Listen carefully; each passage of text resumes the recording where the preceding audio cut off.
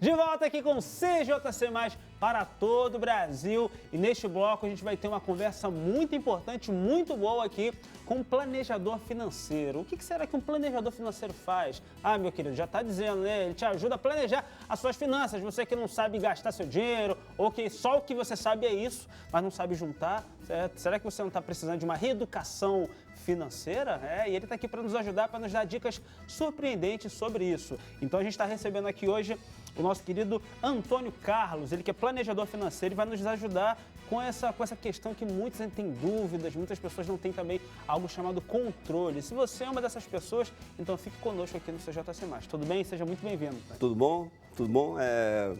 Brother Joe. Isso aí, tudo seja bom? Bem-vindo, né, meu? Tudo bom, cara? Tudo bem, Antônio. Prazer. Então, a primeira pergunta que a gente quer saber de você é isso mesmo. O que um planejador financeiro, ele faz realmente? Conta aqui pra gente. Então, o planejador financeiro, o foco do trabalho dele é te ajudar a alcançar a independência financeira. Ou seja, a independência financeira é você alcançar um determinado patamar de patrimônio onde você vai ter liberdade para escolher como você quer viver, ou seja, os trabalhos que você vai querer ter, como que você vai gastar o seu dinheiro, entendeu? Isso é uma condição que você alcança depois de um bom trabalho de disciplina ao longo de um certo tempo na sua vida. E durante aqui o bloco anterior, eu estava até comentando que eu tinha visto em alguns programas, alguns educadores financeiros, alguns que planejam também a finança, falando assim, gente, se você começar desde janeiro, juntando seja o que for, R$50 por mês, R$100 e esquecer esse dinheiro, você vai se surpreender com o resultado que você vai ter no final do ano. Isso realmente é verdade, Antônio? Com certeza, você pode ter certeza. Inclusive é um dos princípios da riqueza, né? Ah, é? Na verdade, assim, a maior parte das pessoas é um hábito natural do ser humano. Se você ganha R$1.000, você vai gastar seus R$1.000. Se você ganha R$10.000, muito provavelmente você vai gastar R$10.000. Se você ganhar 20, 100 mil, provavelmente você vai conseguir gastar os seus 20, 100 mil reais. Então, assim, na verdade, qual seria o primeiro princípio para você conseguir juntar dinheiro, você conseguir obter essa independência financeira? É você separar uma parte do dinheiro que você ganha, mas não depois, percebe? Quando sobra, mas justamente o contrário. Assim que você recebe o seu salário, a primeira pessoa que você deve pagar é a você mesma. Afinal de contas, você não trabalha com o intuito de você poder fazer coisas boas para você? Com certeza. E aí você recebe seu salário, qual é a primeira coisa que você faz? Você paga suas contas, não é? Verdade. Já Então você paga os outros, não paga você. Que é uma grande parte, né? Então, assim, não há nada contra pagar os outros, mas a primeira pessoa que você deve pagar é você mesmo. Você primeiro separa o seu. Lógico, dentro das proporções que forem justas, né, para que você possa cumprir suas obrigações. Mas o importante é você separar primeiro para você, porque isso reprograma a sua mente para chegar na riqueza. Agora, Antônio, é uma boa, ótima dica, E se você separa R$1.000 para mim e faltar para a dívida, aí vai ter que tirar do meu. Porque aí o que acontece? Imagina que você ganha um salário, e esse salário você separa 10%, logo que você recebe para você. Sobra 90%, correto? Então, dentro da sua mente, você vai trabalhar com aqueles 90% como se eles fossem o quê? Na verdade, 100% da sua renda disponível. Então, você vai simplesmente esquecer que aqueles 10% existiram. E você, dentro da sua mente, vai ser como se você, ao invés de ter ganho o valor que você de fato ganhou, vai ser como se você tivesse ganho apenas 90%. Percebe? E você vai controlar seu orçamento, vai trabalhar toda a sua vida em função daqueles 90%, não mais em função daqueles 100%. Vai virar um hábito, né, você fazer isso. Essa é a melhor situação. Existem vários tipos de pessoas.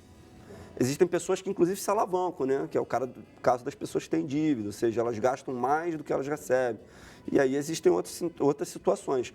Mas, a princípio, o princípio fundamental que as pessoas têm que observar é pagar a si mesmo, antes de qualquer outra pessoa.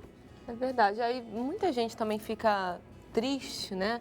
Porque, um exemplo, chega aí, no final do ano, vai chegando, a pessoa já gastou o 13º dela, sem nem ter recebido, ela já começa... É a alavancagem que eu estou falando. Na verdade, você pega um cartão de crédito, gasta o cartão de crédito, gasta mais do que você ganha, então você fica numa bola de neve, aquela bola de neve cresce, né? Você está se alavancando, né? Está aumentando seu salário de forma não natural, entendeu? Então, o cartão de crédito é um vilão, com certeza, É um aí vilão. dos brasileiros? É uma ferramenta que pode ser utilizada de forma excelente, pode ser uma excelente ferramenta para você, de controle de gasto também, porém, na mão da maior parte das pessoas, é como se você desse para elas uma arma, Porque eu acho que elas não sabem usar, entendeu? Eu acho que elas esquecem que tem, um exemplo, vou comprar uma televisão, aí divide em, sei lá, Acho que eles 10 têm que pagar vezes. algum dia, né? Não, Exatamente. aí vai juntando mais. Porque as pessoas esquecem que, no fim das contas, elas vão ter que pagar o cartão, entendeu?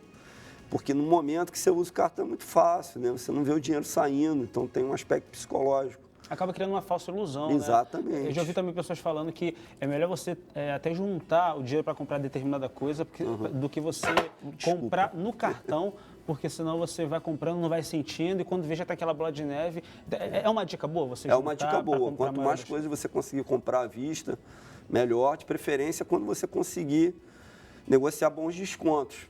Porque, então, o grande truque, se você vai usar o cartão, ou se você vai pagar à vista, é justamente essa questão do desconto. Então, muitas coisas que você vai comprar, você chega numa loja e, pô, quanto é que eu ganharia de desconto se eu te pagasse agora à vista, em dinheiro, ou então mesmo se eu te pagasse no cartão de débito, né? Que, na verdade, é um saque à vista, né? E a loja chega e fala para você, não dá para dar muito desconto, então, enfim, não tem desconto. Vale a pena comprar no cartão? Vale a pena comprar no cartão. Por quê? Porque você está realmente obtendo 40 dias para tu pagar, certo? Agora, se o lojista, um exemplo, numa loja, né? Quanto é que é à vista? Não, à vista eu vou te dar aqui 5% de desconto. Vale a pena pagar no cartão?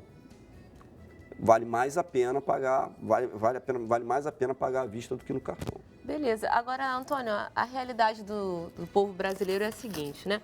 Muitos têm assim na cabeça, poxa, eu tenho muita vontade de ter o meu carro, a minha casa própria, porque viver de aluguel, ninguém merece, né, gente? É um dinheiro que vai e não volta mais, né? Você não está investindo em você, é muito complicado. Mas aí a pessoa pensa assim, mas pera lá, eu vou gastar o dinheiro, né? Eu vou juntar, até dar uma entrada numa casa própria ou então num carro.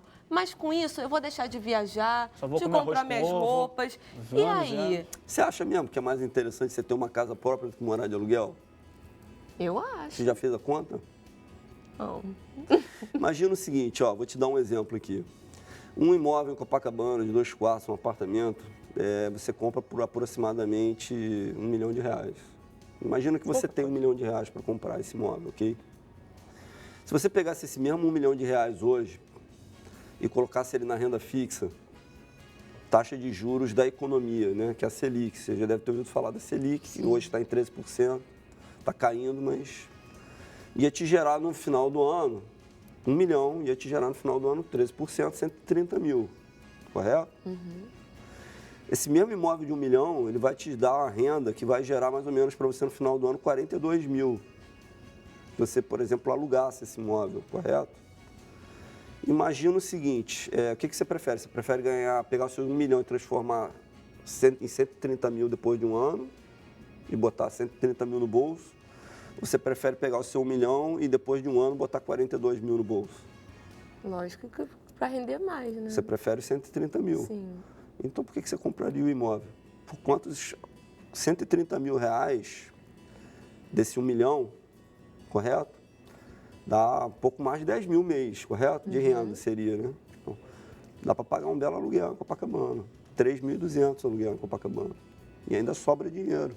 E se eu não tenho, vamos dizer assim, 1 milhão para dar à vista em um imóvel e eu quero comprar Ele financiado. Eu quero financiar o imóvel e eu pego aquela parcela que talvez eu iria pagar o apartamento e invisto em uma casa que vai ser minha.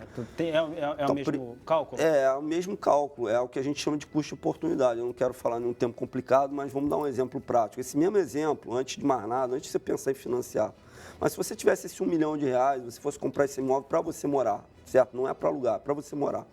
Pensa o seguinte, você está pegando 1 milhão de reais, comprando um apartamento que, na verdade, não vai te gerar dinheiro nenhum, correto? Porque você não vai alugar, ele está ali, ele pode até valorizar ou desvalorizar, mas ele não vai estar te gerando nenhum retorno direto.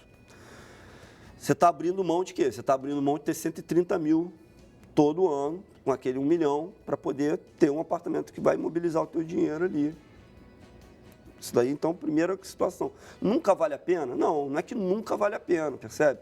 Vai valer a pena quando? Vai valer a pena quando você conseguir comprar um imóvel que, se você fizer essa conta, a taxa, né, a taxa de retorno que você terá do imóvel equivaler ao que você ganharia se você pegasse aquele mesmo montante de dinheiro e comprasse um título do governo, por exemplo, pagando 13%, entendeu? Ao ano. É difícil de conseguir hoje no nosso mercado. Talvez você consiga, mas são barganhas muito difíceis de você encontrar. Isso estou falando só em aspectos financeiros. Você teria que pensar em outros aspectos também, como, por exemplo, o risco de você comprar o imóvel, se é um lugar seguro, se o lugar não é seguro, se você moraria no lugar onde você encontrou aquele imóvel por esse preço. Está acompanhando a ideia? Uhum. Então, assim, em geral, hoje no mercado que a gente vive, e mesmo se a taxa de juros da economia começar a cair, que é o que potencialmente está sendo apontado, né, para o ano, para o final do ano, né, ainda assim, ainda vai ser mais interessante você pegar o seu dinheiro e colocar na renda fixa ou fazer outra coisa com o seu dinheiro do que você comprar um imóvel. Financiamento. Qual o problema do financiamento, né? O problema do financiamento é o seguinte: imagina que você encontrou um imóvel e você primeiro calculou o quanto valeria a pena pagar num imóvel, correto? À vista, para você ter aquele imóvel. Então, assim, vamos dizer que você calculou que valeria a pena pagar 400 mil, mas você quer um imóvel de 1 milhão. Então, teoricamente, o que você faria? Você pegaria 400 mil, daria à vista, e aí você financiaria os outros 600. Seria a lógica, né? Só que a questão é, imagina que hoje, em qualquer crédito que você faça, e crédito imobiliário não é diferente, é mais barato, mas assim, não é muito diferente de outros créditos que você encontra no mercado, dificilmente você vai encontrar um crédito imobiliário abaixo de 11% ao ano. Correto? E ainda assim, os 13% que você consegue com a taxa, né, a Selic, né, que seria você comprar um título do governo, ainda supera os 11%. Então, você ainda ganharia dinheiro ali, percebe?